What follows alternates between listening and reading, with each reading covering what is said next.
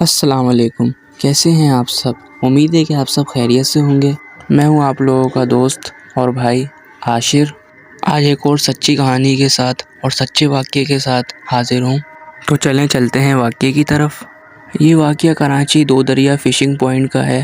4 دوست نبیل، غفران، احمد اور فرقان، انہوں نے کراچی فشنگ پوائنٹ دو دریا جانے کا پروگرام بنایا اور یہ روانہ ہو گئے۔ یہ راستے کے لمبے سفر کے ساتھ اور اپنے ہنسی مذاق کے ساتھ کراچی دو دریا فشنگ پوائنٹ پہنچ گئے۔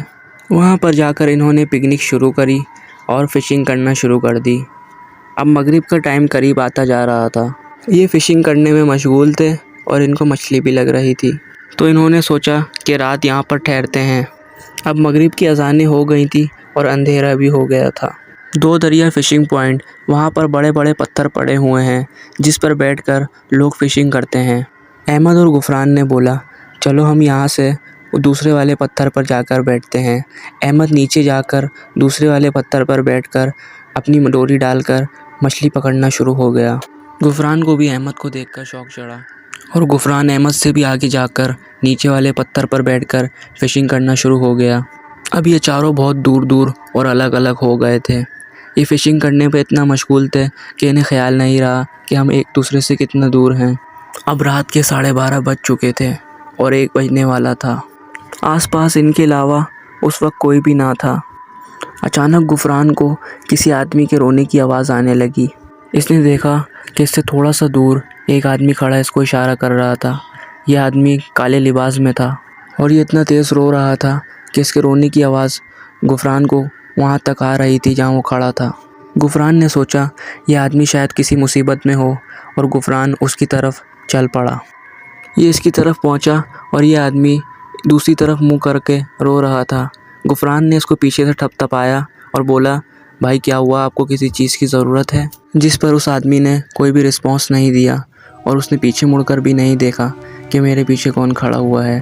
غفران نے ایک دفعہ پھر بولا اور پھر اس کو تھپتھپایا اور وہ مسلسل رو رہا تھا اور اس آدمی کا قد اتنا لمبا تھا کہ غفران اس کے سامنے چھوٹا سا لگ رہا تھا۔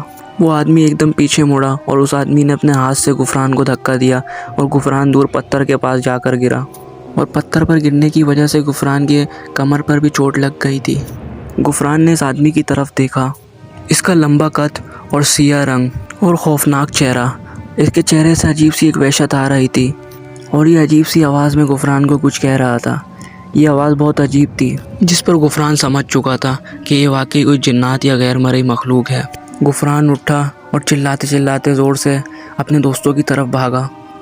یہ اتنا تیز بھاگا اور اپنے دوستوں کے پاس پہنچا اور ان کو یہ سارا ماجرا بتایا اور یہ لوگ جلدی سے وہاں سے بھاگے اور گھر پر پہنچے۔ غفران بتاتے ہیں کہ یہ راستہ ہمیں اتنا لمبا لگا، حالانکہ رات کے 2 بج رہے تھے اور روڈ پر اتنا ٹریفک بھی نہیں تھا، اور نہ جانے وہ آدمی کون تھا اور کیا چاہتا تھا اور یہ کس زبان میں مجھ سے کیا کہنا چاہ رہا تھا۔ تو یہ آج کا واقعہ تھا جو ہمارے بھائی نے اپنے 4 دوستوں کا واقعہ ہمارے ساتھ شیئر کیا۔ ایسے مزید واقعات سننے کے لیے ہمارے چینل کو ضرور سبسکرائب کریں اور ساتھ ساتھ بیل آئیکن کو بھی دبا دیں تاکہ میری آنے والی ہر ایک ہارر سٹوری، ہر ایک سچی کہانی آپ تک پہنچ سکے۔ اپنا بہت سارا خیال رکھیں، دعاؤں میں یاد رکھیں۔ ملتے ہیں اگلی ہارر سٹوری میں، جب تک کے لیے اللہ حافظ۔